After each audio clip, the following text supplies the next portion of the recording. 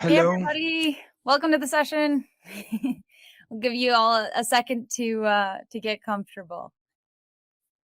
Let a few other people jump in here if they will. All righty, let's kick it off. So I am joined today by Iasonas. He has been driving the digital and agile initiatives of Vodafone Greece's transformation from telco to becoming techco. So for the last 4 years, he has been working on the enterprise design of new org structures and technology frameworks, onboarding of new roles, tools, and processes. In his previous role, he has been developing digital products and services for the telecom industry, while he was also responsible for scaling up product development ecosystems. So Iasonas holds a PhD in machine learning and in telecoms, and while he has also worked for more than 15 years as a strategy and technology consultant for numerous industries that were entering the digitalization era. Sorry, big word there. But Iasonas, I'm so excited to have you here. Thanks so much for joining us. Vodafone is an amazing company, and we're super excited to have you. Thank you very much for the invitation. So let me start by saying that today I'm a product guy, and today I'm going to share the transformation journey of Vodafone seen by the eyes of a product guy. So a little things about me. Also, you did an introduction. I have technical studies, and then I work for now 15 years in innovation strategy consultant, and this created actually a product profile for myself, which for the last 8 years I was working as a product management and product director in various companies doing mainly applications for the mobile industry, and last 4 years I have been working in the digital and agile transformation. So what do you need to know about me is that all these things have made me love a lot why, how, or what is actually being produced by organizations. So, why are we building a product? How are we building it? What is actually, the product we're building? And apart from that, how people interact, how they work, or how they use the products. Okay, so this is me, and I hope you like the story I'm gonna tell you. Now, Vodafone Corporation is we are the third telco in Europe. So we are, a very, very big company. And if we also see Greece, if we zoom in to Greece, still it is, a big ecosystem. We're number two player in the market with 290 applications for 550 environments. So you can see that we are a complex ecosystem of technologies that have been built all these years. So what are the challenges of the operators, and why are the operators at this point are transforming?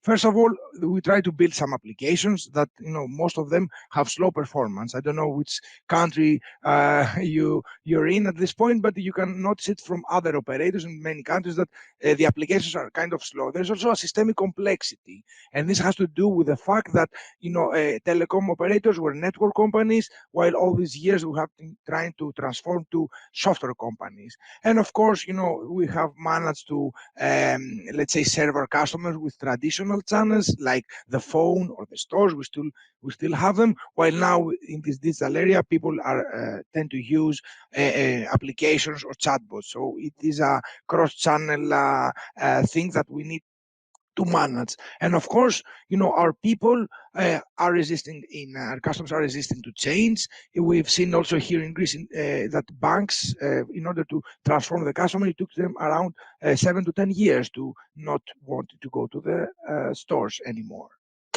So let me think and pose this question: what is the digital and agile transformation for operators at this point? First of all, let me put it in a framework that at this point, as I said, the operators need to transform from telecommunication companies to telco companies. This means that they need to compete in the age of software. And actually, the problem is not with the organization realizing that they need to transform. The problem is that the organization are using other managerial frameworks or technologies or infrastructure models from past revolutions to manage their business. This is a nice quote for Mick Kirsten, and I actually tend to agree for our case.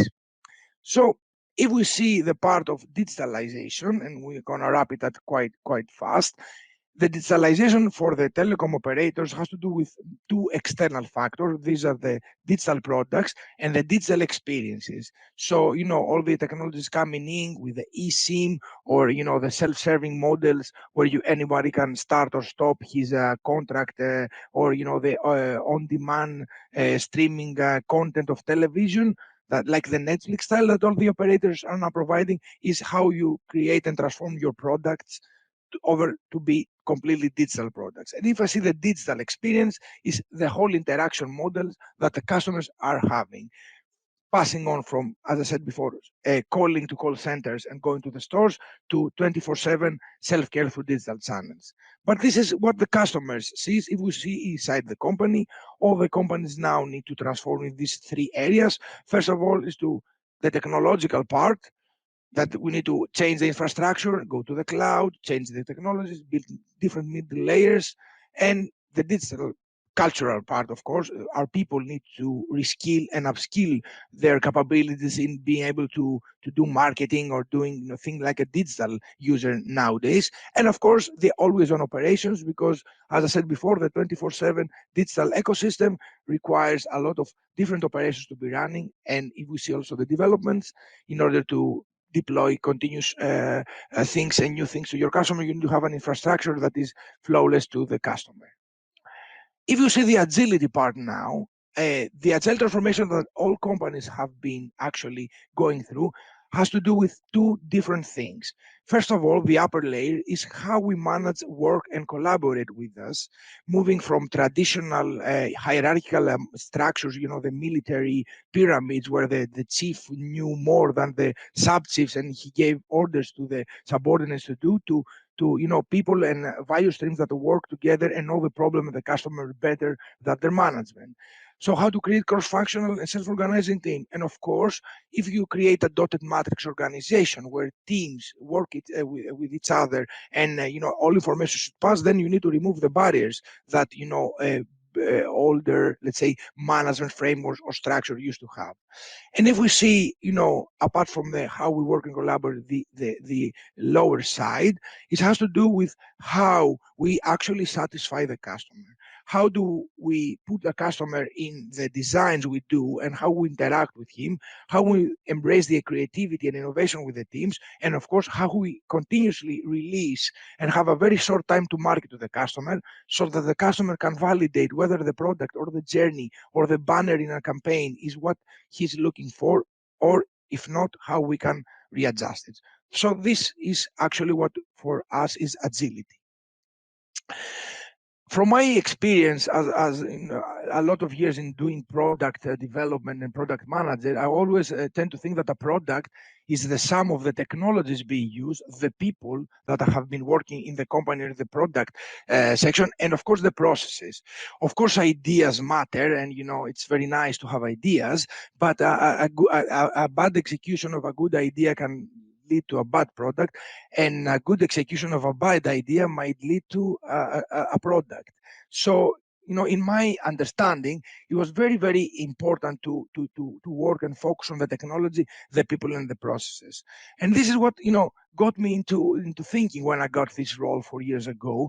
That this sounded familiar because in my role I had to work with all these similar things, similar domains that actually started to think that maybe this transformation that we're doing is actually a product. Okay, and I'm making an analogy here because, of course, as I said, I am a product guy at heart, which is that a product by definition, if you think of it, is something that or anything that can be offered actually to a market aiming to satisfy a want or need. Well, a transformation is any planned change for the company done to satisfy either the company or the customer or a want need of those two. So started seeing these relevances one per one, and it's strengthened my opinion that transformations are products. And the second aspect was that a product may or may not have a defined life in terms of evolution, existence, or usage. Nobody knew that Coca-Cola product would last for 200 years, or other products would last for some months. Well, also in the transformation, although I've seen companies doing plans, and of course, I have a defined project timeline for the things that we're doing. I've seen from the day one that the plans were changing. So either intentionally or not, plans change. So when we're discussing about what's going to be the timeline of this transformation, I actually said, yeah, I don't know. We're going to change and continue changing till we get it right and till we find a very good balance with what we have delivered. And finally, the products are usually associated with a currency. The currency might be money, or the currency might be data we're providing as users. And the users are willing to give this currency to sustain or acquire a product. And transformations are actually uh, associated with the adoption. So, when I started seeing the first year that we delivered changes in the way we were working or to the customers, if the adoption rate was low, so the users or the employees were not willing to take what we were giving to them, that would mean that the product was failing.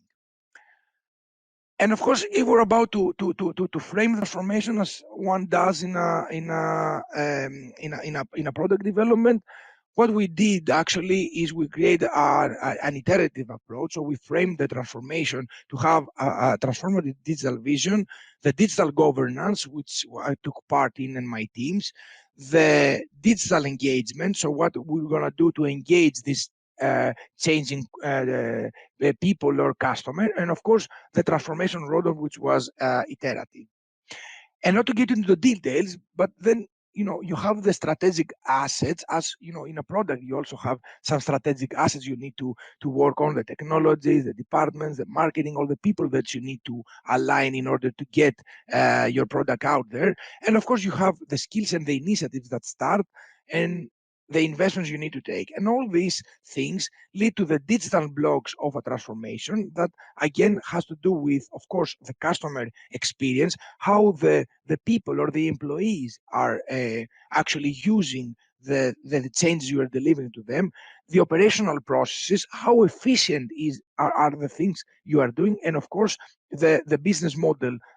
Are you making this and getting value out of it, or are you getting this and not getting value out of it? So I'm gonna step now and starting sharing some things of the journey, what we have been doing all these three plus year, almost 4 now. So if we see the agile evolution, we started, from a pilot back in 2018 beginning, and then started to creating and changing up a different part of the organization, and we call it an accelerator. So we moved from one team to 4 teams, and then quite fast, in 1.5 year, we moved to a so-called fusion model. So at this point, a big part of the commercial organization is working using agile frameworks, and this has been running for 18 months now. And this is where actually, if you sum it up, we are here today. And in order to get to the end state as an organization, what we want to do is to create non-structural teams that have the agile mindset, which it has don't have to baptize it in a transformation, or do a completely different, let's say, structure in the organization, but the teams will start rolling on their own, do evidence-based management, so have data and make decisions that are always based on data and the right data, and of course be quite lean on the processes that they're using, and not have heavy organizational process running the day-to-day business. In figures, at this point, we have 24 teams. We call them squads. 70% is in source. So this is a great, reskilling in the organization. We took a lot of new people that have digital skill set, and we are summing this in the organization around 250 persons. 50% of them were hirings, and 50% were reskilling. So we run major reskilling programs, and of course, 100% were co-located. Now they're virtualized because we create, these spaces for people to sit together and have the osmosis by listening to information. We got also some prize over that, and we for our HR practices, and we managed to launch also half of the organization in 1 year. If we see the digitalization and the technology part, so we started, scraping off big block technologies, I know that some of our vendors were not very happy about it, but we changed all of the technology to microservices and open APIs because that also attracted new talent for the company and made a lot, the technology we're using like kind of more portable and flexible. While prior to having big boxes or big CRM things that were hard to move. In terms of operations, we move to a virtualized environment. So, everything now is virtualized and we keep barely low things in our hardware. Talking about, of course, IT, not the network part of our services. And if you see the experiences, we have created an always-on marketing ecosystem where we have systems taking decisions about marketing campaigns prior to doing them manually. And of course, we have been endorsing the chatbot and our digital channels across all of our customer operations. What we've done now in order to define and measure our organization is, of course, when you're doing that, you need to start somewhere. And if you see it on, the Maslow pyramid, you need to start from what the company understands. And you need to start from the bottom. And this is the cost saving, the revenue generation from digital campaigns, the customer satisfaction, and of course, the employee satisfaction, because everybody's very, very engaged when they are seeing changes coming around the company. Of course, those metrics are very easy to address, and the benefits are very measurable because you're talking about money mainly, or NPS. But what is soft metrics, and it's much more important to measure and much more difficult also to address, is the metrics that lie beyond the dust line, which is how much the organization is starting to collaborate with each other, how many innovation experimentations are being run, and what is actually the organizational agility. So from a change in the market or a CEO decision based on the yearly plan, how fast does the company realigns and execute what's best for the customer and for the company. So this is what we also have been done and doing now and measuring. So moving now to the lessons learned and what we have learned. Okay. So as I said, we understood quite easy that customer centricity is number one. And when I'm talking to customer centricity, I'm not only always talking about talking about the digital journeys or the customer journeys or the experience and the cross channel, but also talking for the customer value. And what's very important here, in order to understand the customer centricity, is to get the right data. Okay, because if you don't get the right data and you use old customer data, then you will get erroneous results. Like this funny thing that I have seen quite recently, which is like, if you see demographically Prince Charles and Ozzy Osbourne, they are the same. They're both males, born in 1948. They both live in a castle. They both married twice. So you need to have the personas that you're about to put in your target to provide them a change or new software, new ways to serve themselves, and that those personas yield their problems and their needs, and not data that are from past eras, let's say. The second thing that we learn is that you need to start with what you do now.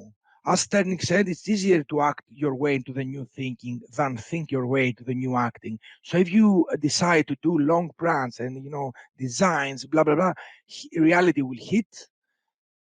Culture, eats strategy for breakfast, as they say. So whenever you get up your PowerPoints and go out in the real life battle, you see anything that the theory is not like practice. So you need to start, doing and all these changes right away, and not get too obsessed with designs.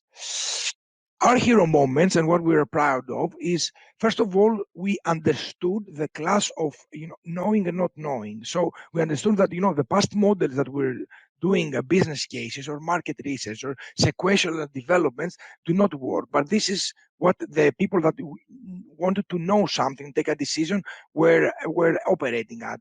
Well, we try to move them to the space of not knowing, and we've done that, with a good success.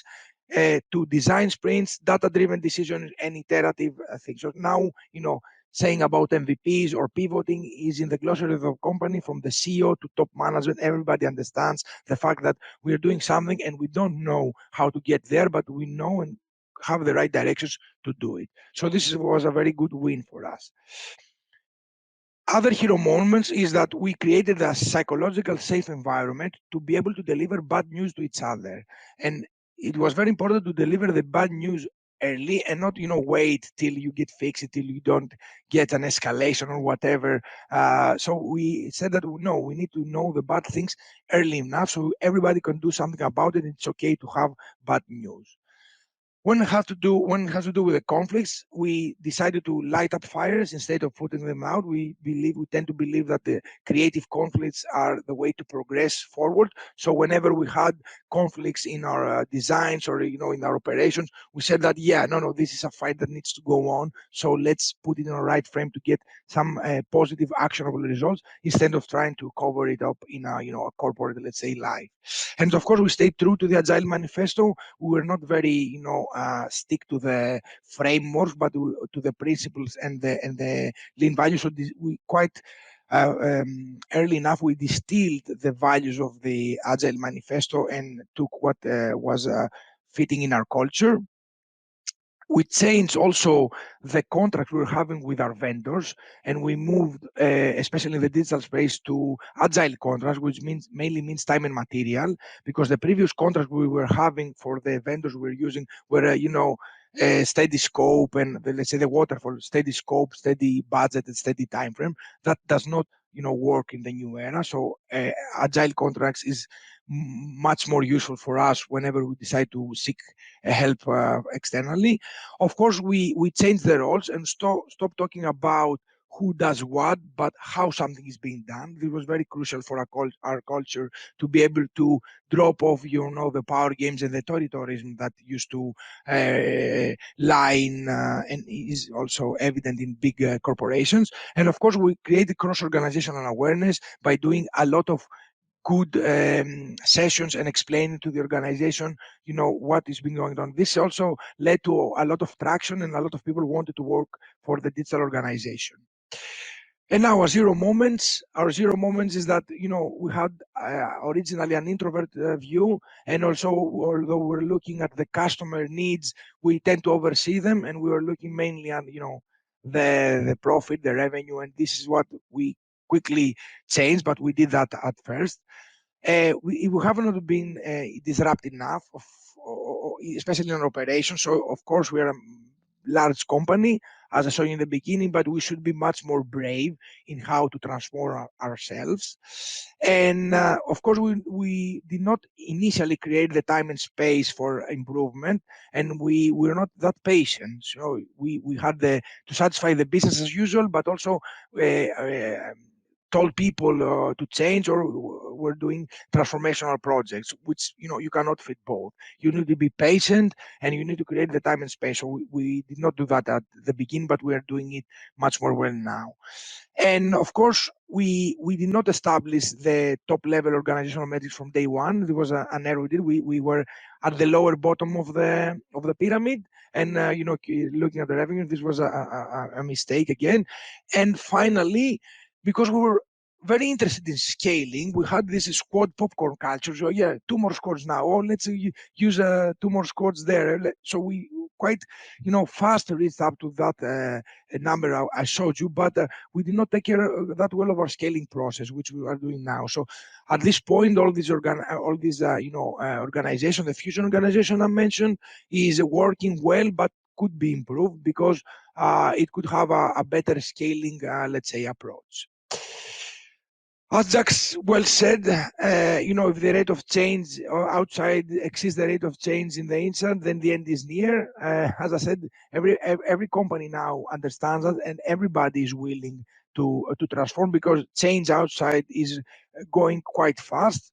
So my advice to everybody that's in a more traditional or even in a technology business like us but is willing to transform, my advice would be to start thinking about doing it as fast as you can, because if you start early enough, then you have the luxury to think. You're not pressed by any condition. While if you delay it, you'll get hard and rush decision because you will understand that the customers are pacing up and they are much more faster than your rate of change.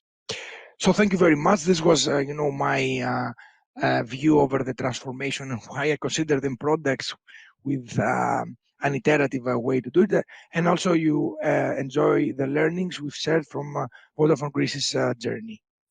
So thank you. Awesome. That was great. Thank you so much. I really like the ending too. It's always nice to sort of dive into what are the learnings like? What went well? What can we learn from? So always appreciate it, like a deep dive like that. We have time right now, just a couple minutes for a Q&A. So if anybody has any questions, feel free to toss those into the chat. I guess one thing to kick us off though is, if someone was just starting this process today, what would your advice be to them if they're just getting started? First of all, as I said in the presentation, start from your customers. Okay, start from your customers, and your customers get the right data for the customer. Understand what are the needs in the new day that you want to go, and start with what you're doing now. Don't start to make bigger plans, RFPs, RFQs to transform. You will have time for that, but start small changes from tomorrow. This is very important because the rate of change needs to start somewhere. Should be the customer, and after all, you. Awesome. We got another that says, excellent presentation. Can you explain a bit more about how you solved the squad popcorn issue? I did not solve it, as I said before. Nowadays, what my advice is that whenever you see this appetite for the organization or the need to have squads, you should focus yourself on having a scaling process. So at this point, we adopted a scaling process because we were overwhelmed and happy, drunk with our success of the agile adoption. And to be honest, because there are a lot of companies saying that agile transformations don't work, we are at a happy place to say that no, it works, but it need to be done methodically, and you need to have at some point a scaling process. So my advice is to find safe, less scrum of scrums, a scaling process, make it your own, tailor it to your needs, don't play by the book always, and have that also in your culture. Yeah. Very good. Awesome. Well, I know this was a huge undertaking to get this project done, and we really appreciate the recap and transparency about how the process was for you all. So congratulations on where you've made it today, and thank you so much for joining us. And I look forward to talking again soon. Thank you very much Okay, for bye-bye. inviting me. Bye.